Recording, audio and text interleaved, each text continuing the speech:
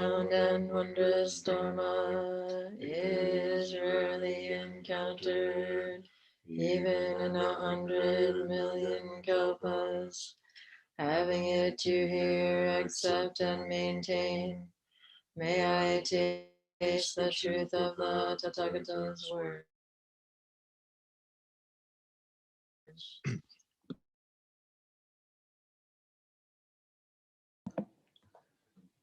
Good morning. So Leanne was scheduled to give the talk this morning, but she contacted us a few days ago to let us know that it was not going to work. So as we mentioned in the Sangha email, we'll have a more interactive morning. And first, Dojin and I will offer some words to start to open a topic for a discussion. And then we're thinking we'll break into small groups, maybe groups of 3 or so, for, I don't know, like 10 minutes, 15 minutes? 15 minutes. 15 minutes. And then we'll come back and continue the conversation as a big group. Is there anything you wanted to add about the logistics? Yes, wait, sorry, we have to, can you mute? Okay, can you hear me okay? We just had to trade off. Can people hear me okay? Can anyone give me a thumbs up if you can hear me? Okay. So if what we wanted to offer was, a number of talks. We've also heard from some people of like, when I come to the Dharma talk, I'm not expecting to be interactive necessarily. So we want to work with both options. So if this morning is not a morning that you want to be in an interactive small group, one possibility is to let us know that, and then we can just put you in a small group of folks who want to just have that time. So hopefully you can spend time with the topic that we're bringing up, but not have to do that interactively. Not be in a small group, or be in a small group that's not interactive.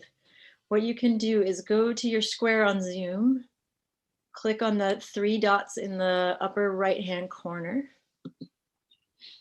and then go to rename. And then when you click on that, you'll see the name in front of your name. Then when I'm making the small groups, I'll know that to put you in the group of people that want to just have time and quiet. Does that make sense for everyone?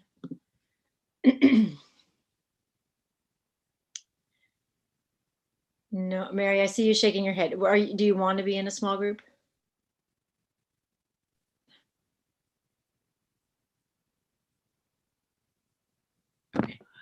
Could you just repeat that for a minute? I can't hear Mary. Can you? When you might speak for a little bit and then you'll try to, are you going to speak at all?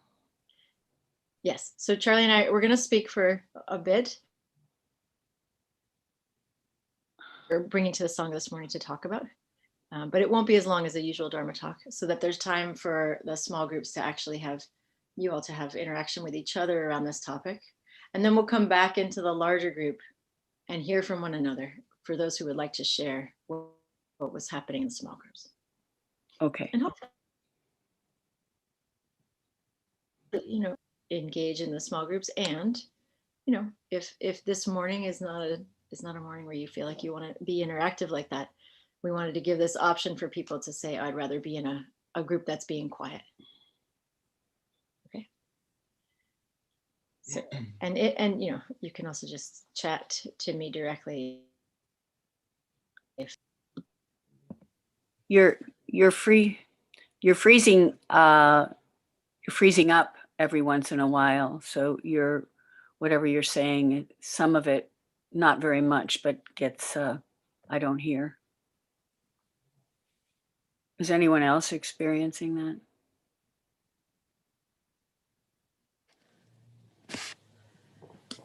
Yeah, it wasn't clear renaming how you were supposed to rename yourself.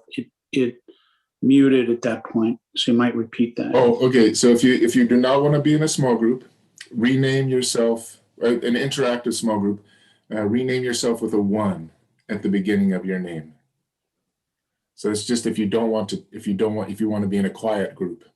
Or you can chat me directly. Okay. All right. So so what we wanted to bring up was just kind of reflecting on this past year in lockdown, and how many of us have been stretched, impacted, changed, and challenged in unique ways. And now at this juncture with vaccination, there are glimmers of emerging from this time of how we've been living with COVID, and how does our practice support us to meet this juncture? How do we find our way, at this point of emergence? And kind of like the basic thing I'm feeling with our practice is to feel encouraged to be in touch with myself. To be in touch with the cumulative impacts of uncertainty and the fear and the social disconnection of this past year, and how those are in me now and part of me as we enter this new phase, and it's still an unpredictable time. I feel like some aspects of pre-pandemic life are coming back, but we're not really going back to exactly to what life was before. And we have been changed by this. The world has been changed by this. And so giving myself like extra space to be in touch and allow for whatever this process is, and giving others extra space for each person for their process. And what do I want to return to, and also what do I not want to return to? It's been a year of loss and a year of grief, and it's also been a year with its own unique offerings, its own unique gifts. And so even as we return to so much of what we may have missed, all that might also come with another loss. So again, giving space for what is this life doing? What is life doing in this process? How am I taking care? How am I holding myself? And how are the impacts of this past year in my body, in my feelings? How am I open, and how am I closed or contracted? And in part, we are in a collective healing process, a process of reintegrating as a society. And so how do we honor this process, or give it the space and the time for ourselves, for others that need to happen for a healthy process? For the past year, it hasn't been safe to hug a friend or to sit zazen together inside, to eat in a restaurant, to shop without wearing a mask. It hasn't been safe to breathe together. And we had to learn this. This is all part of a learned response to living responsibly with COVID. And so now we're in this in-between space of vaccination. And we have to find our way with what's responsible. And we also have to find our way with what we've learned with our learned response. It doesn't simply turn off. It has its own life. So, as we start coming together, keeping an eye open, being in touch. What are we seeing? What are we feeling?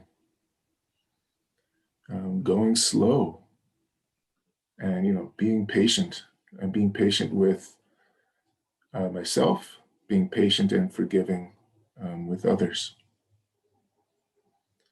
and exploring like how to find a place, how to find a home, how to find a kind of relaxation in the middle of all kinds of messages, all kinds of messages that I can't relax, that I can't simply be here, or that, this is not safe.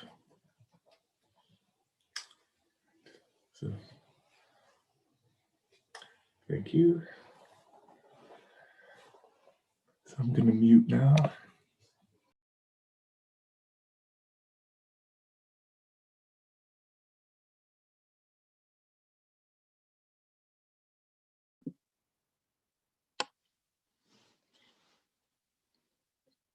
So let me know if it gets choppy again. When we when we try to stream on 2 devices, sometimes it makes it worse at our house. So what we wanted to offer in some ways this morning was a time of reflection and of discernment, like just a pause. I think for those, a few of us gathered for a half-day retreat at the New Year, and we did this as well. We just had a time. So I'll offer a meditation, and you can make of it what you will. But just to reflect on it's bringing ourselves back to the beginning of the pandemic. I know for myself, when I go back there, I feel the feeling of like, this is only going to be a few weeks, right? And then the evolution of like how impactful and how much change and how much loss. And many people I know, there's a lot of loss from the disease itself, from COVID, and there's a lot of loss additionally. So there's just a big field of grief that's collectively happening in our country and in our world. How, when we take the time to reflect on that, like, how is that? And also the discernment around, what have I learned and what do I want to keep? What lessons have I learned about myself? What changes have happened to me that actually I want to integrate and allow myself to be changed, and allow the ways that I live or the ways that I interact to be changed? And what things from before the pandemic and before all these big impacts do I want to let go of? So just to give us a little bit of time to reflect on that before we break into small groups, let's just start by getting in a meditative posture. And again, really with all guided meditations, I think especially for Zen folks, where this is not part of our tradition usually, just take what you want and let what you don't need or what's not useful to you roll off your back like water off a duck's feathers. So but if you would like, the invitation is to get settled for a minute, maybe even close your eyes and allow yourself to go back to, if you can remember, into the feeling of when we were first hearing about the pandemic, when we first decided to close Stone Creek, when the air cleared up kind of miraculously within a few weeks. The air quality around the world was at levels it hadn't been in decades. When the sound of traffic quieted, when for the most part we didn't leave our homes day after day, and we didn't know what was going to happen. We didn't know how long this would be. See if you can remember into last spring.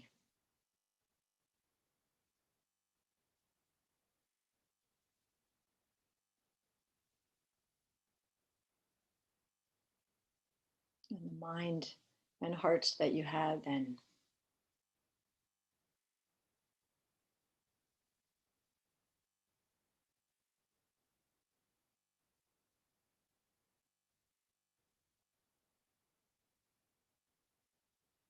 And this strange feeling of a great collective,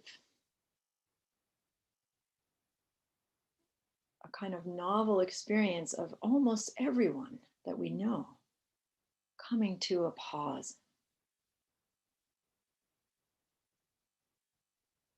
There weren't planes flying overhead. We were canceling all our plans.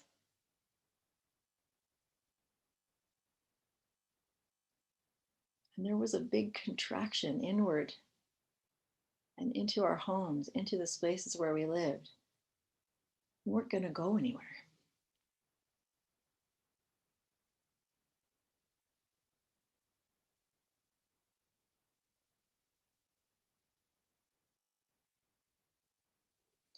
And then the summer came, and into this quiet came a collective attention to a tremendous amount of racial violence and a response that was different, many people believe, because we weren't so distracted.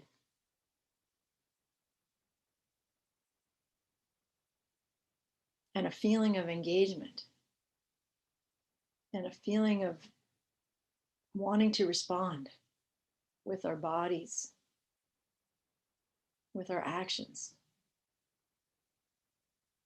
to stand up, to be seen, to be heard, that this level of violence is not okay, all across the country, all across the world.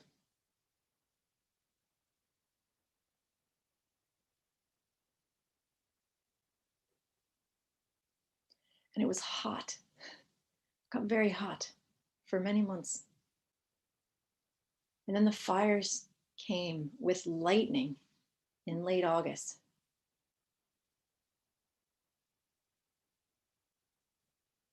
And now for weeks on end, we were trapped inside, both for the pandemic and for the air quality, and we couldn't go anywhere again.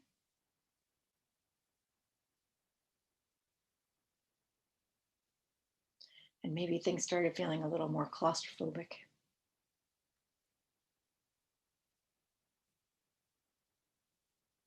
And then the fall came and holidays came and people started pushing a little collectively. Could we get away with traveling a little? Many people were asking. And the numbers of people dying were rising and rising. And hospitals were getting flooded.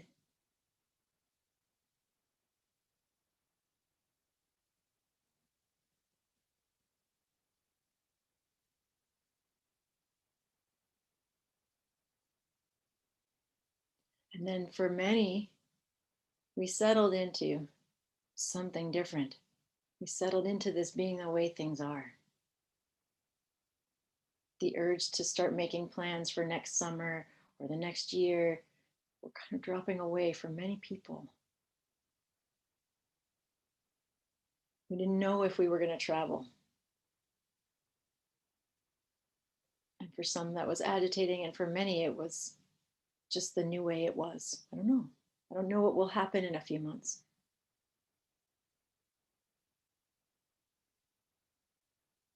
And then we entered the new year, and there was a new government approach, and vaccinations are coming.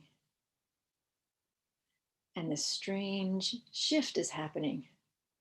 Some people among the group here this morning are now feeling this freedom of movement, and many are not.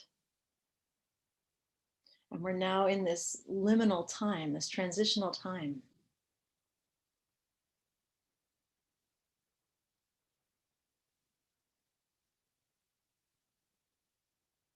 And a little bit of contact is being risked.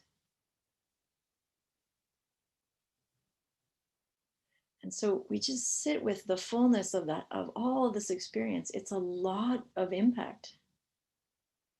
And for everyone, everyone's being impacted differently, but still a lot of impact on everyone. For those who have people who have died, it's such a different impact for those who haven't. And still we're all here together.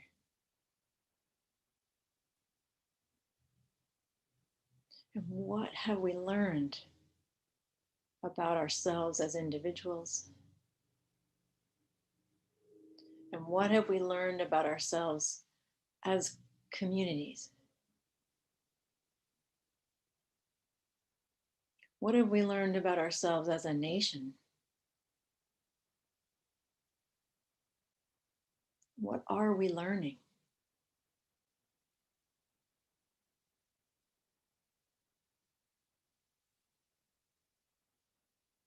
And it's springtime again.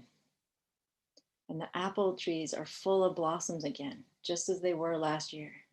And all this change has happened.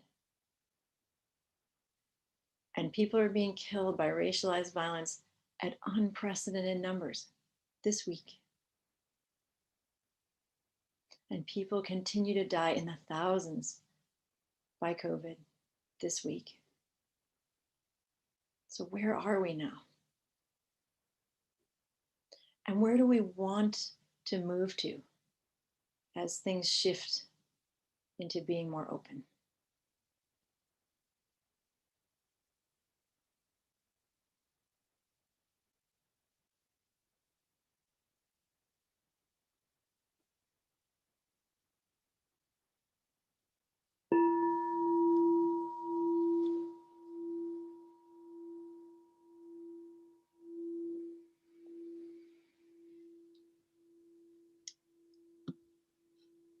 So let's see.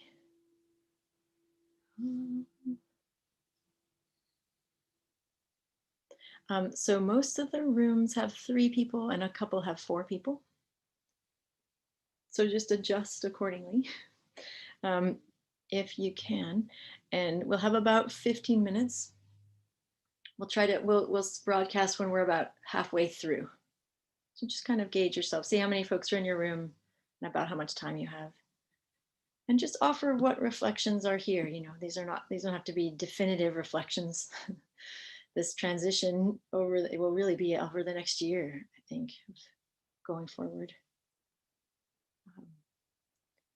But just right now, this morning, what's alive for you? And it's always so helpful to hear from one another, because then we get sparked and inspired and moved by how other people are processing this.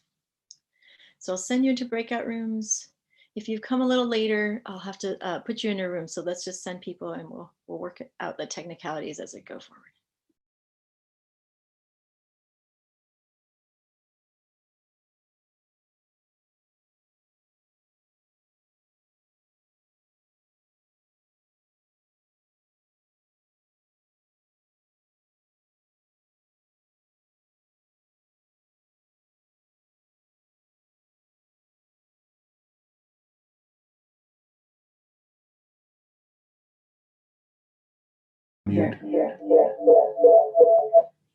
So this will be the end of the YouTube live stream.